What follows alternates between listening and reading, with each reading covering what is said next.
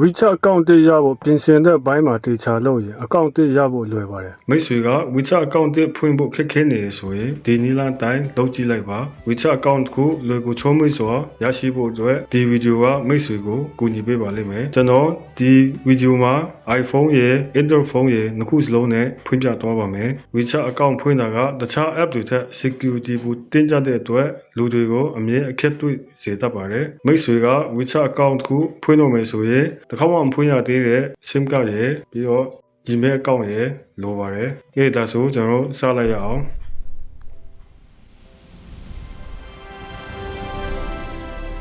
ကျွန်တော် WeChat ဖွင့်လို့မယ်ဆိုရင်ကျွန်တော်တို့ပထမအဆုံး phone SIM card ရွေးချယ်ရမယ်။ဒီလိုကိုကတရုတ် SIM card နဲ့ဖွင့်မယ်ဆိုတော့ကိစ္စမရှိဘူး။မြန်မာ SIM card နဲ့ဖွင့်မယ်ဆိုတော့ကျွန်တော်တို့ဖုန်းနံပါတ်ကိုတေချာ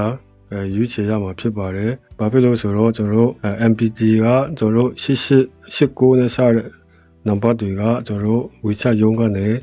ကုတ်မချပေးဘူးကျွန်တော်တို့ MyTay ဆိုရင်65နဲ့စတဲ့ဖုန်းနံပါတ်တွေကကျွန်တော်တို့ WeChat ဖွင့်လို့မရဘူးအဲကြောင့်ကျွန်တော်တို့ WeChat ဖွင့်လို့မယ်ဆိုရင်ကျွန်တော်ဖုန်းနံပါတ်ကိုတေချာစစ်ဆေးပြီးမှကျွန်တော်တို့ရွေးချယ်ရမှာဖြစ်ပါတယ်ကျွန်တော်တို့ Telenor MPG တို့က WeChat ဖွင့်ရတာပိုအဆင်ပြေတာတွေ့ရပါတယ်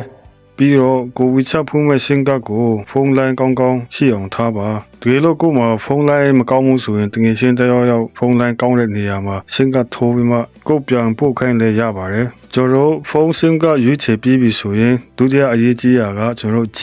Gmail ကတော့ကျွန်တော် WeChat တစ်ခါမှမဖွင့်ရသေးတဲ့ Gmail account လိုပါတယ်နောက်တစ်ခုကကျွန်တော်တို့ WeChat app ဖြစ်ပါတယ်ကျွန်တော် WeChat app ကိုမှရှိထားတဲ့ WeChat app က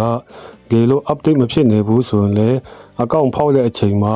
အဆင်မပြေတာတွေကြုံတတ်ပါတယ်ပြီးတော့တကယ်လို့အကောင့်ကျထားတဲ့ WeChat အကောင့်ဟောင်းဖြစ်နေရင်လည်းကျွန်တော်တို့ WeChat ဖွင့်တဲ့အချိန်မှာမအောင်မြင်တာတွေဖြစ်တတ်ပါတယ်အဲကြောင့်ကျွန်တော်တို့ WeChat အကောင့်အသစ်ဖွင့်လို့မယ်ဆိုရင် WeChat app ကိုအသစ်ကပြန်downတာက WeChat ဖွင့်တဲ့အချိန်မှာအကောင့်အသစ်ရဖို့ရာခိုင်နှုန်းပိုများပါတယ်နောက်တစ်ခုက WeChat အကောင့်တစ်ခုဖွင့်လို့မယ်ဆိုရင် VPN ကလုံးဝတုံးလို့မရပါဘူးကျွန်တော်တို့ VPN ကိုဖြုတ်ထားရပါမယ်ကျွန်တော်တို့အဲ့ဒါကိုပြီးသွားပြီဆိုရင်တော့ကျွန်တော်တို့ WeChat အကောင့်တစ်ခုရဖို့တေချာတလောက်ဖြစ်နေပါပြီကျွန်တော်တို့ WeChat app ထဲဝင်ပါမယ် sign up နှိပ်ပါမယ်ကျွန်တော်အပေါ်က sign up ဝေးရေး mobile ကိုနှိပ်ပါမယ် phone name ကျွန်တော်နာမည်ကိုကြိုက်တဲ့နာမည်ကိုကျွန်တော် region ကျွန်တော်နိုင်ငံရွေးပါမယ်ကိုကမြန်မာ SIM card နဲ့ဖွင့်မှာဖြစ်တဲ့အတွက်ကျွန်တော်မြန်မာရွေးပါမယ်ဒီတကယ်လို့တရုတ် SIM card နဲ့ဖွင့်မယ်ဆိုတော့ကျွန်တော် China ကိုရွေးရပါမယ်ကျွန်တော်ရွေးပြီးဆိုတော့ကျွန်တော်ဖုန်းနံပါတ်ထည့်ပါမယ်ပြီးတော့ passport ကိုကျွန်တော် passport ထည့်ပါမယ်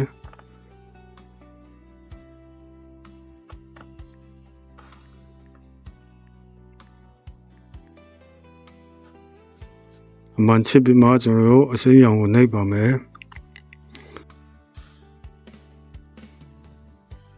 အမှန်ချစ်ပြီးတော့ကျွန်တော် next ကိုနှိပ်ပါမယ်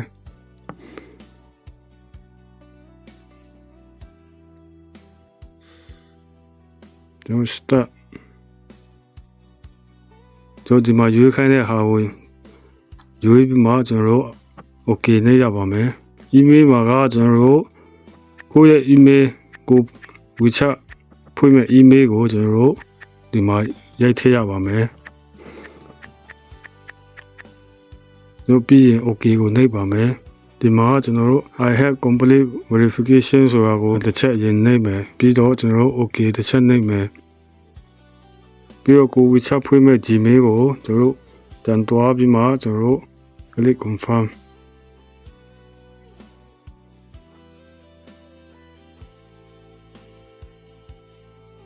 ပြီးရင်ကျွန်တော်တို့ WeChat app စီပြန်သွားပါမယ်ကျွန်တော်တို့ confirm ပြီးတဲ့အကြောင်းကိုကျွန်တော်ပြန် click ပြန်နှိပ်ရပါမယ်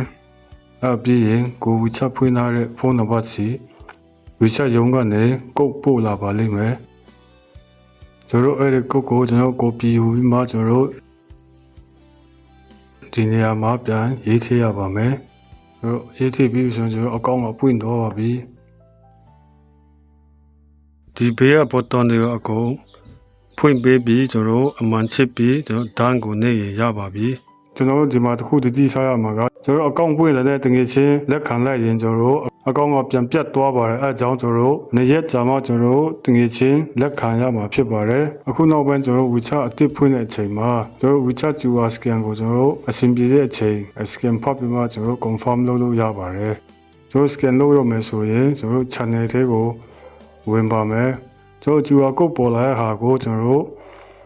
တကယ်ချင်းတယောက်ရဲ့ကျွန်တော်တို့ WeChat ရှိပြီးသားအကောင့်နဲ့ကျွန်တော်တို့ scan ဖောက်ပြီးမှ confirm လုပ်လိုက်ရင်ကျွန်တော်သုံးမဲ့ WeChat အကောင့်ကရရှိပြီဖြစ်ပါတယ်အားလုံးကိုကျေးဇူးတင်ပါတယ်